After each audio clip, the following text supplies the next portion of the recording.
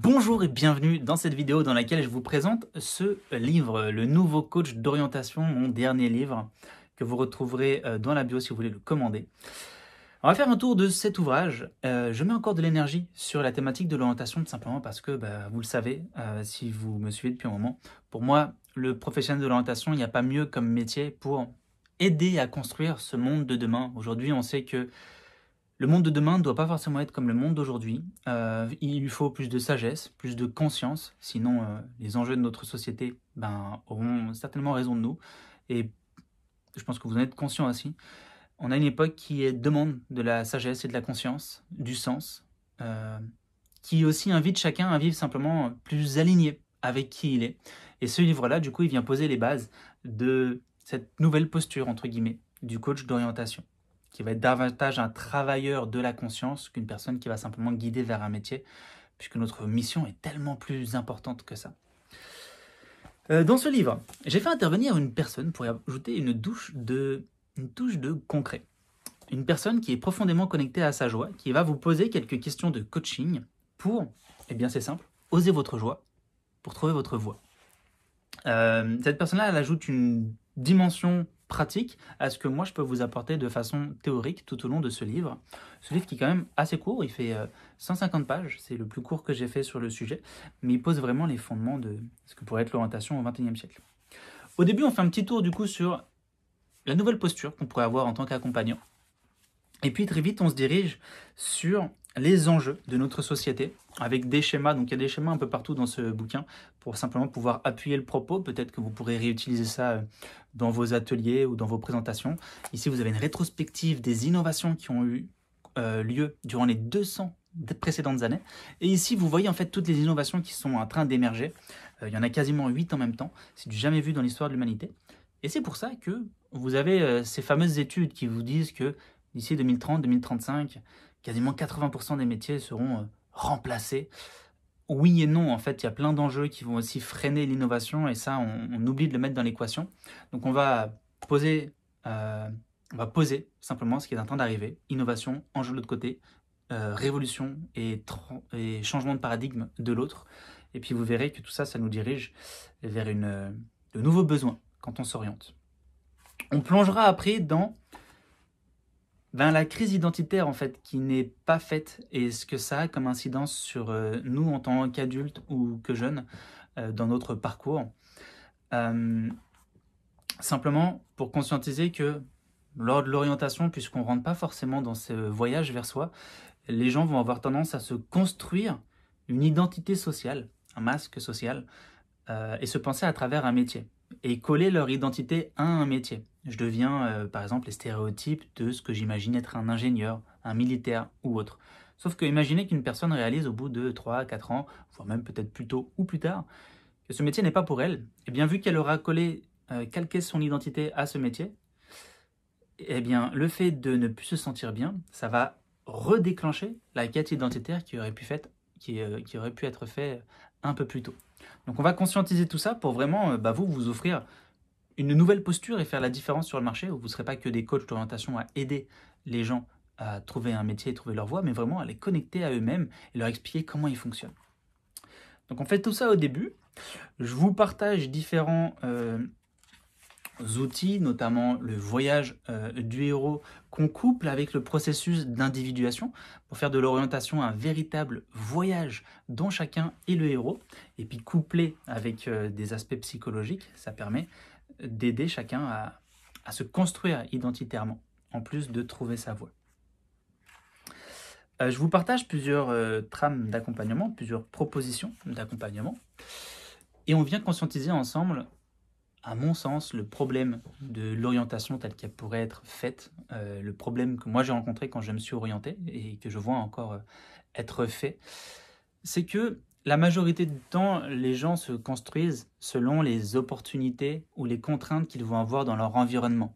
Et du coup, ton environnement va définir qui tu es, va venir t'aider à construire ton masque social, te penser à travers certaines représentations de toi qui ne sont pas toi, et toutes ces étiquettes, tous ces masques que tu portes, que ton environnement te fait porter, te leurrent un peu de tout ton potentiel et puis te freinent dans ton épanouissement, à mon sens. Et du coup, je vous propose simplement de cheminer dans le sens inverse, c'est-à-dire de mettre vraiment le focus sur la dimension spirituelle de l'individu, spirituelle dans le sens à quoi je vais contribuer, quel va être le sens de ma vie, qui je vais devenir humainement parlant, pas professionnellement parlant, hein, c'est déjà une invitation à parler à 90%, 80-90% d'identité. Et puis une fois qu'on sait qui on est et qui on veut devenir, en fait, le métier est un bon sens évident. Et puis généralement, la connaissance de soi, c'est ce que préfèrent les adultes, les élèves.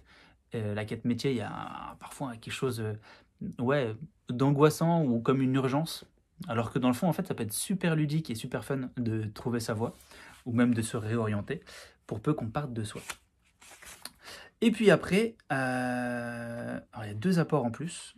Pour ceux qui n'auraient pas lu mes précédents livres, je suis très passionné par les apports de Carl Gustav Jung qui nous présente un peu les différentes composantes identitaires de notre personnalité.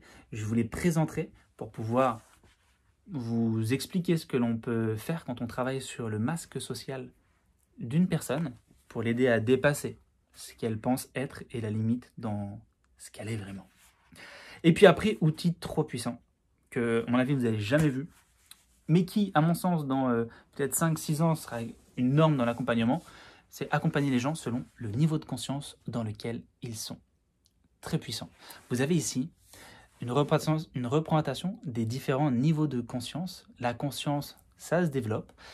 Et puis, il y a différents niveaux. Alors, par conscience, si vous voulez, vous pouvez remplacer ce mot par état d'être.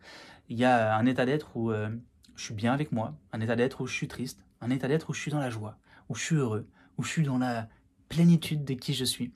Et en fait, ces états émotionnels, que moi j'appelle des niveaux de conscience, eh bien, ils vont conditionner la façon dont vous faites des choix. Donc, on va explorer un peu l'impact de ces niveaux dans lesquels vous pouvez être et dans lesquels vos clients peuvent être pour les guider au mieux, déjà à être bien avec eux. Parce que c'est dur d'être bien dans ce qu'on fait si on n'est pas bien avec qui l'on est. Et voilà. Donc, comment ça se présente? Vous allez avoir un descriptif du niveau de conscience avec son impact sur la façon dont vous faites vos choix.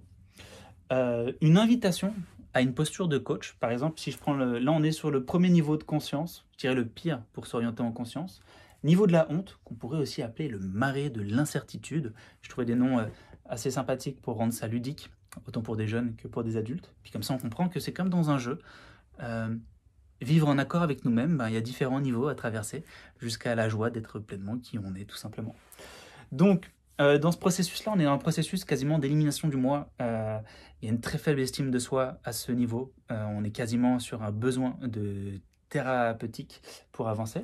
En tant que coach, eh bien à ce niveau, notre mission est d'identifier les croyances limitantes de la personne et de travailler sur l'acceptation de soi.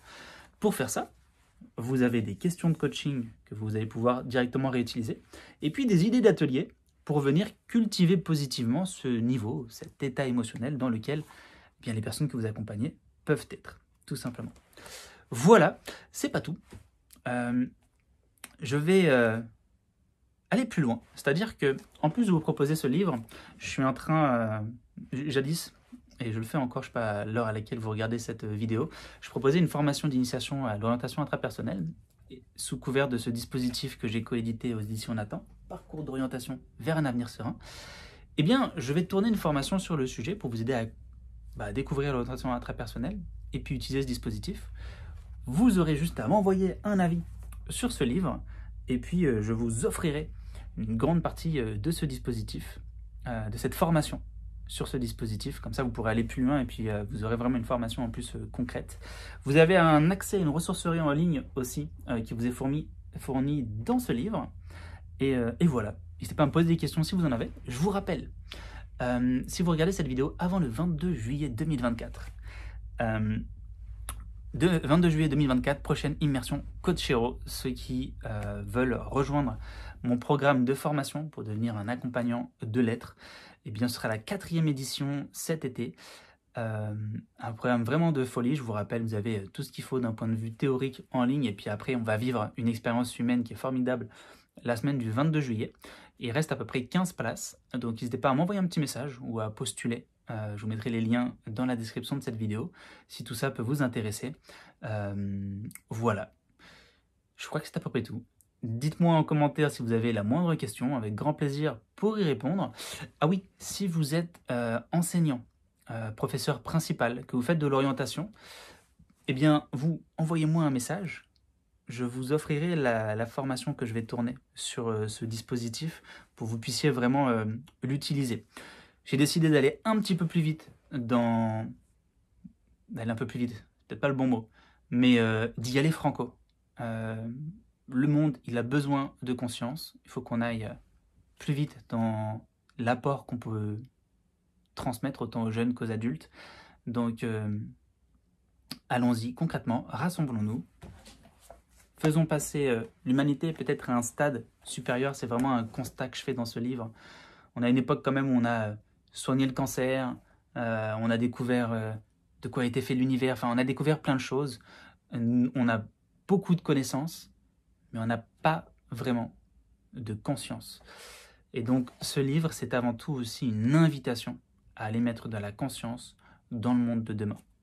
J'aurai grand plaisir à lire votre avis et je suis sûr que ça va beaucoup vous aider et vous apporter une autre vision de ce beau métier qui est le vôtre en tant que professionnel de l'accompagnement et du coaching à l'orientation.